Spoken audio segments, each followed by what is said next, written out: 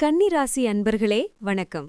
இன்றைய தினம் உங்களுக்கு கலவையான பலன்களை தரப்போகுதுங்க. உங்க 10ஆம் வீட்டுல குரு பகவான் சஞ்சரிக்கிறதால தொழில்ல நல்ல முன்னேற்றம் பார்க்கலாம். உழைப்புக்கு அங்கீகாரம் கிடைக்கும். புது வாய்ப்புகளும் தேடி வரலாம். பாக்யஸ்தானத்துல சுக்கிரன் இருக்கிறதுனால அதிர்ஷ்டம் உங்களுக்கு சாதகமா இருக்கும். ஆன்மீக ஈடுபாடும் அதிகமாகும்.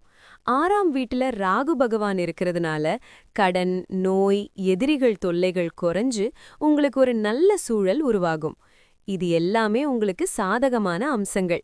ஆனா சில விஷயங்கள்ல கொஞ்சம் கவனமா இருக்கணும். 8ஆம் வீட்டுல சூரியன் இருக்கிறதால எதிர்பாராத தடைகள், ஆரோக்கிய குறைபாடுகள் வரலாம். அப்பாவோட உடல் நலத்திலையும் கவனம் தேவை. 12ஆம் வீட்டுல சந்திரன் கூட கேது இருக்கிறதுனால தேவையற்ற செலவுகள், மனக்குழப்பங்கள், தூக்கமின்மை இதெல்லாம் ஏற்பட வாய்ப்பிருக்கு. உறவுகள்ல கொஞ்சம் விலகி இருக்கணும்னு கூட தோணலாம். ரொம்ப முக்கியமா உங்க ராசிநாதனான புதன், செவ்வாய், சனி இந்த 3 கிரகங்களுமே 7ஆம் வீட்டுல இணைஞ்சிருக்காங்க. அதனால திருமண உறவுலையும் தொழில் கூட்டாண்மையிலையும் ரொம்பவே கவனமா இருக்கணும்.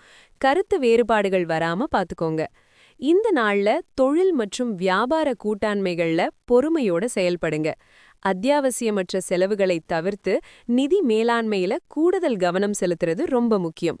உறவுகள்ல தேவையற்ற வாக்குவாதங்களை தவிருங்க. குறிப்பா மாலை 4:49 மணியிலிருந்து 6:23 மணி வரை ராகு காலம் இருக்கிறதால இந்த நேரத்துல முக்கியமான முடிவுகள் எடுக்கிறத தவிர்த்துடுங்க. உங்களுக்கு இன்னைக்கு ஒரு கலவையான பலன்கள் இருந்தாலும் மொத்தத்துல ஒரு 3 மதிப்பெண் கொடுக்கலாங்க.